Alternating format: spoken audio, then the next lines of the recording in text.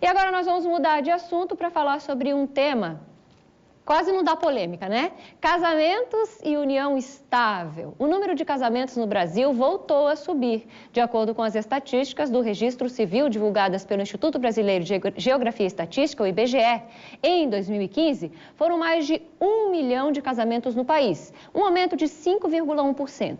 Mas, por outro lado, em contrapartida, caiu a duração média do matrimônio, de 19 para 15 anos. Se os brasileiros estão se casando mais, eles também estão se divorciando com mais facilidade. Em 2014, o número de separações aumentou 5% em relação a 2013. Por outro lado, o número de uniões estáveis já supera a marca de 36,4%. Os dados também divulgados pelo IBGE apontam que mais de 1/3 dos casais optaram por manter uma união estável em vez de aderirem ao tradicional casamento civil ou até no religioso.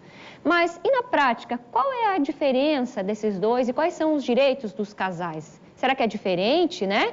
Será que se houver a morte de um dos cônjuges ou até mesmo uma separação, os direitos são iguais em casamento e união estável? Então, para responder essas dúvidas, nós recebemos o advogado Dr. Jefferson Carlos Ponquiroli. Boa tarde, Dr. Jefferson. Boa tarde, Cristina. Obrigado pelo convite. Obrigada por estar aqui novamente. Qual é a diferença de uma união estável para um casamento? Sim, é importante deixar claro que a união estável ela foi recepcionada pela Constituição de 88. Até antes, a união estável ou concubinato era visto com certo receio pelas pessoas, né? E a partir da Constituição de 88, a união estável é recepcionada. Ou seja, o Estado vai proteger a união estável. A união estável é o quê? Aquela relação pública, duradoura, contínua e duradoura. Morar junto. Com o objetivo de constituir família. Aí começam, então, aspectos subjetivos, né? No direito, cada caso é um caso. Em relação à união estável, se aplica com mais rigor ainda, com mais atenção, porque o morar junto não necessariamente significa o objetivo de constituir família. Ou uma relação pública. E o constituir família é preponderante ali? Sim, é o objetivo dessa união. Entendi. É o objetivo dessa união. Então, ali é que começa tudo. Sim, então nem sempre morar junto é um fator que caracteriza a união estável. Mas por si só não vai dizer que aquele ato de morar junto é uma união estável. Certo. É um fator que no conjunto dos aspectos pode levar... E quais são esses aspectos que caracterizam que eu estou constituindo uma família? A publicidade, ou seja, a notoriedade, né? Não precisa publicar nada. A questão de ser notório, que aquele casal está unido a determinado período de tempo, morando junto ou não morando junto, mas que tem uma vida em comum. Para casais do mesmo sexo? Também. Aí a gente vai falar em união civil, que é uma diferença, mas que na realidade só muda o nome, mas as regras são as mesmas. Tem um tempo para essa união? Não. Antigamente existia o prazo de 5 anos. Né? Aí a lei... foi alterada, depois o Código Civil entrou, o novo Código Civil entrou em vigor. Que tinha de gente com 5 anos, ó. Sim, arrumando a malinha. Então, hoje em dia não há mais tempo. Né? A pessoa iniciou um relacionamento que é público, que é contínuo e que é duradouro, que a lei não objetiva qual é esse duradouro, qual é o prazo. Entendi. Pode ser caracterizado como união estável. E os direitos são os mesmos? São os mesmos, mas é sempre bom deixar claro, Cristina, que há diferença... em alguns aspectos, por exemplo, quando é que inicia o casamento? A partir do momento da certidão de casamento. A união estável começa onde? Juntou as escovas de dentes. Isso, cria um fator subjetivo. Entendi. Então, vai depender, nesse caso... Da argumentação ali. Da argumentação, e se essa questão for levada ao judiciário, de comprovação via documentos, via testemunhas, de quando iniciou aquela união estável. Tem um documento que pode fazer no cartório? Sim, pode ser feito um contrato de convivência, ou uma declaração pública de união estável. Mas aí já não é a mesma coisa que fazer um casamento no cartório? Mas aí é que vai. O judiciário muitas vezes entende que o contrato de convivência, por si só, também não caracteriza a união estável. Pode ter o aspecto ali de interrupção daquela união. Entendi. Porque isso pode gerar problemas, principalmente na esfera patrimonial, que são os efeitos de casamento e de união estável. A princípio, a Constituição diz que os direitos são iguais, dos conviventes ou companheiros e dos cônjuges. Sim. Mas é na claro, prática... na prática é diferente, por quê? Porque, como falamos, na união estável vai depender de prova, muitas vezes, do início da união estável. E o casamento, por si só, já tem a certidão que atesta quando iniciou o casamento. Sim. Doutor Jefferson, temos inúmeras perguntas chegando. Vamos ali, ó. A telespectadora Regina diz que diz que tem um companheiro há 6 anos, mas eles não são casados no papel. Ela quer saber se tem direitos caso o companheiro morra. Sim, os direitos, no direito sucessório, o Código Civil ele faz algumas pequenas diferenciações em relação à união estável, ao companheiro ou companheira. A princípio, a Constituição diz que os direitos são iguais, mas, né, como diz ali, está 6 anos juntos. Por exemplo, uma pensão por morte pode ser requerida via administrativa no INSS? Pode, mas o INSS vai precisar da prova dessa união estável.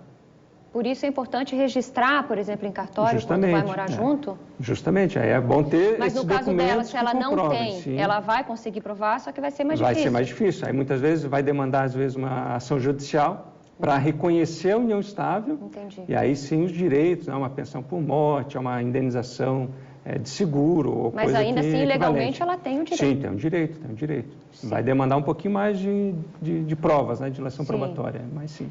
A telespectadora Rosemary quer saber se a união estável tem o mesmo valor perante a justiça como o casamento civil. É aquilo que a gente falou. Como falamos, a princípio sim, a Constituição diz que sim, né? Mas a união estável sempre vai demandar de uma prova.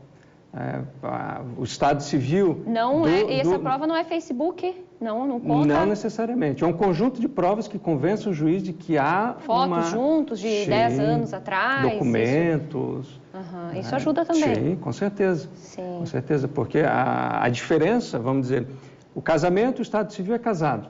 Sim. A união estável, o Estado Civil é solteiro. Não muda a certidão de nascimento? Não muda nada. Entendi. Tem mais alguma, meninas? A telespectadora Ingrid mora junto com o companheiro. Ela tem 15 anos e ele 20. É isso, Sheila? E ela quer saber se o fato de morarem juntos faz dele um responsável dela, já que ela é menor de idade. Da mesma forma que o casamento diz que de 16 a 18 anos precisa de autorização dos pais, e se for menor do que isso, até uma autorização judicial, que comprove, né, e que o juiz entenda que é o melhor para a vida daquele jovem, né, a união estável da mesma forma. A gente não pode, evidentemente que no casamento há a emancipação civil com 16 anos, né, com autorização dos pais. Sim. Com 15 anos ela demandaria de uma autorização judicial também. Então ela teria que procurar o juizado de menores e fazer uma declaração lá para que ela possa ficar tranquila vivendo com esse companheiro. Para que esse companheiro então assuma a responsabilidade por ela. Ah, sim, exatamente. A telespectadora Alexandra casou no cartório em 2011. Depois de 7 anos, ela se divorciou, mas logo voltaram. Agora eles estão juntos novamente há 5 anos. Ela quer saber quais são os direitos deles, já que continuam como divorciados. Continuam divorciados, mas iniciaram uma união estável. Ou seja, né, a situação, a princípio, voltou como se casados fossem. Os mesmos direitos, de acordo com o Código Civil. Sim. Como falamos, o importante é que as pessoas tenham o entendimento de que isso à frente pode ou não gerar uma consequência da união estável, aí na falta de um companheiro ou da companheira, ter que provar que existia essa união estável, esse relacionamento público, contínuo, duradouro, para a conquista de alguns direitos, inclusive no direito sucessório. Então, cada casal tem que avaliar o que é melhor para si, para mais à frente não gerar prejuízos a um e a outro, principalmente no momento que falta, né? Então, Tem mais perguntas, menina? Eu vou fazer uma pergunta polêmica. Posso fazer? Pode. Uma amante, vamos dizer, ou um amante, tem o mesmo direito se ele quiser requerer? Essa questão é bem controvertida, tanto na doutrina jurídica quanto na decisão dos tribunais. Porque antigamente se dizia que havia o concubinato, que eram quando duas pessoas que estavam impedidas de casar, iniciavam um relacionamento. Então, o relacionamento extraconjugal entra nessa característica, né? Alguém que não pode casar, ou seja, aquele fator de publicidade, de continuidade e família. E de objetivo de constituir família já não se caracteriza mais. Então, o tribunal vai ter que decidir caso a caso. Porque a pessoa talvez pode se sentir lesada, né? Vamos dizer, às vezes, uma vida ali junto da pessoa. Há decisões do tribunal que dizem que não geram direito, né, principalmente patrimonial, em relação à amante ou ao amante.